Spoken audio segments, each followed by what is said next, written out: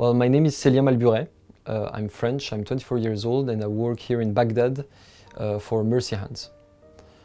Yes, as I'm very much interested in both Islamic history, in Iraqi history, in the Iraqi culture, and my stay here was rather long, 10 months.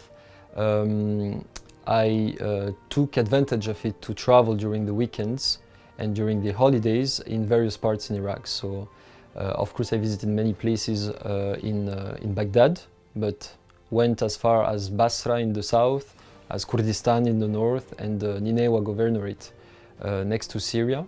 So I would say that I've seen pretty diverse places in Iraq.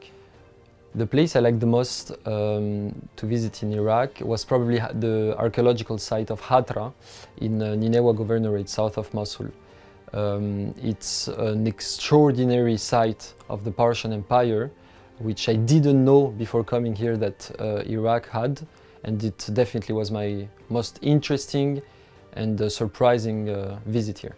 Of course, I knew a bit about Iraq, its multimillenary history, Bab el-Uruk, all the civilizations that have succeeded themselves in Mesopotamia before coming, but when I knew that I would arrive here, I tried to look at which archaeological sites were still standing and that we could visit. And I discovered multiple that I didn't even know about before coming. And of course, after arriving, there are a lot more that I've been able to discover directly through meeting people and that are not referenced online. So there are a lot of surprises that we cannot really understand before coming here. Well, the security is definitely better than what one would expect, maybe thinking about Iraq, what it was still 10 years ago. It's in most of the country, the movement is completely free and actually way more secure than what we would think, even for lone, non-speaking foreign travelers.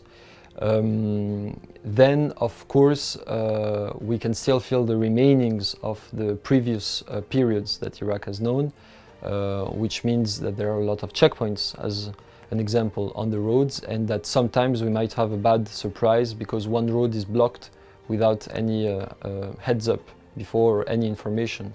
So that can happen, but this is rather rare.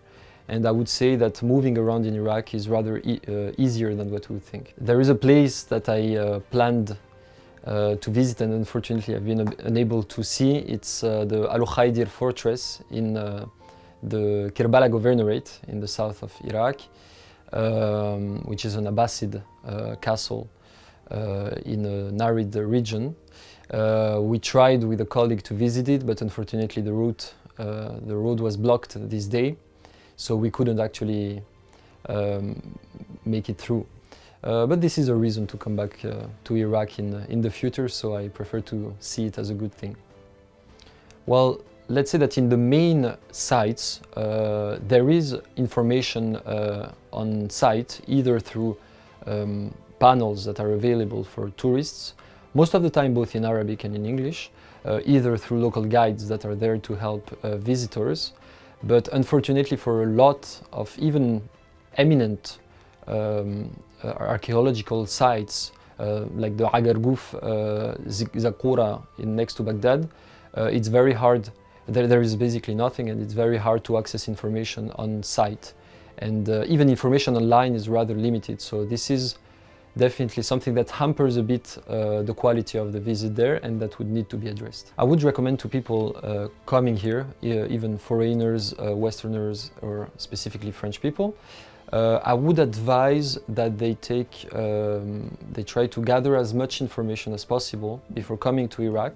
The administrative procedures are rather easy to come, but accessing information on site, either on the visits, either on how to move from one town to another, is very hard, and especially without knowing the language. So I think it's very important to as well have some links with people in Iraq before that will be able to guide us, even by far, and to help us navigate this country.